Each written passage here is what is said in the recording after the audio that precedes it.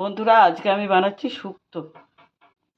নিয়েছি পেঁপে, রাঙা আলু, আলু, বেগুন, করলা, গাজর, ঝিঙে, সজনের ডাঁটা, কাঁচকলা। নিয়েছি বড়ি, তেজপাতা, গোটা জিরে আর কাজু আর চারমগজ বাটা। বড়িগুলো ভেজে তুলে নিচ্ছি, উচ্ছেগুলো উঠিয়ে নিচ্ছি, বেগুনটা ভেজে উঠিয়ে নিই। কড়াইতে আর একটু তেল দিয়ে দিই, ফোড়নে দিচ্ছি 1 চামচ গোটা জিরে আর তেজপাতা। শুধু বেগুন উচ্ছেটা আলাদা ভেজেছিলাম, আর সব সবজি এবার আস্তে আস্তে ভেজে নিচ্ছি একবারে। সবজি কষানোর পর চারমগজ বাটাটা দিয়ে ভালো করে কষিয়ে নিচ্ছি। ভালো করে কষাচ্ছি, নাহলে চারমগজ বাটা আর কাজু বাটার কাঁচা গন্ধ আসতে পারে। এবার পরিমাণ মতো লবণ দিয়ে 1 বাটি জল দিয়ে দিচ্ছি। এবার দিয়ে দিচ্ছি 1 বাটি দুধ।